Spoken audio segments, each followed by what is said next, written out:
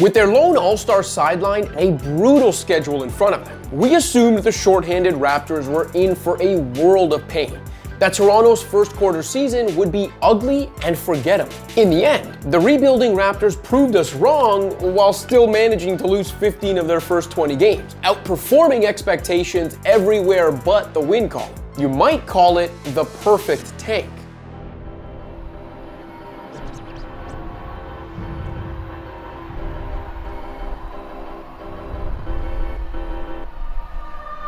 The Raptors' record and near 60-loss pace doesn't do their collective effort justice. The team's record against the spread tells more of the story for an overachieving squad that's been expected to lose every game so far in the eyes of odds makers. To give you an idea how competitive the Raptors have been while continuing to pile up losses, consider that the Raps have won more quarters than they've lost while losing more than 70% of their games. How's that even possible?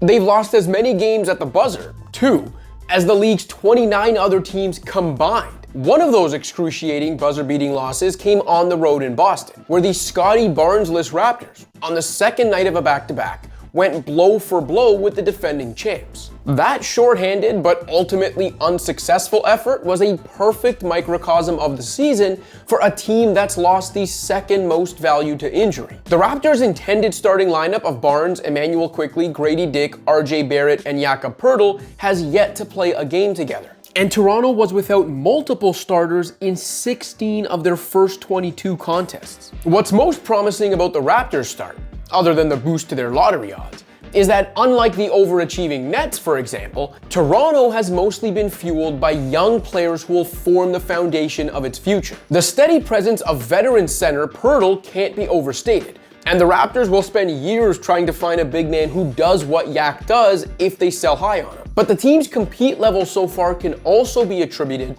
to positive developments in Barrett's playmaking, Dick's scoring, Ochai Agbaji's shooting and defense, and various contributions from 4 rookies. The undrafted Jamison Battle and second-round rookies Jonathan Mobo and Jamal Shed all rank top 20 in rookie minutes, while first-rounder Jacoby Walter has shown some two-way pop since returning from a shoulder injury. Most importantly, a bespectacled Barnes is finding his footing since returning from a broken orbital bone. Barnes has been forceful on offense, while playing arguably the best defense of his career, fueling what's been a top 10 D over the last few weeks. Now, predictably, the Raptors' youth and inexperience have also been contributing factors in the team turning so many of these quality efforts into quality losses. For example, the Raptors turn the ball over way too often and give up a ton of back-breaking points off those turnovers, many of which are unforced. More turnovers than a bakery. Quickley's eventual return from an elbow injury, which came after hip and wrist injuries, should help remedy some of those turnover issues.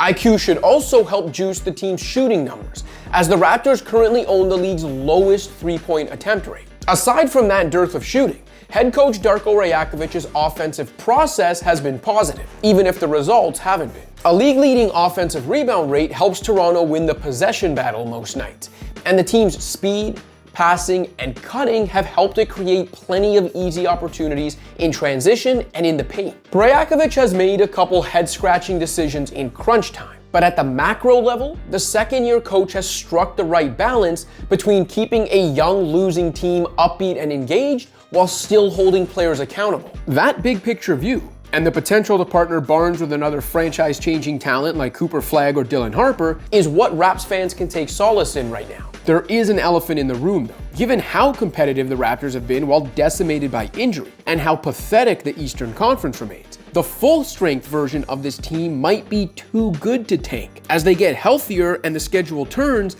these moral victories can turn into real wins. Does Masai Ujiri's front office want that? Everybody's like, why won't you get in the plane? Plane for what? We want to win a championship here. We've seen Ujiri change course and buy into an overachieving team before. The 2013-14 Raptors were supposed to be tanking too. Then they rebounded from a 7-13 start, cruised to the postseason, and kickstarted a run of 7 straight playoff appearances that culminated in a 2019 championship. Plus, there's a big difference between a veteran play-in team on a downward trajectory and an ascendant play-in team powered by young talent and a 23-year-old all-star. Through a quarter of the season, what's transpired north of the border looks like a most ethical of tanks. But as they get healthier, the Raptors might have to get creative to keep that tank rolling on. Thanks for watching. If you liked this video and want to see more content like this, be sure to hit that subscribe button.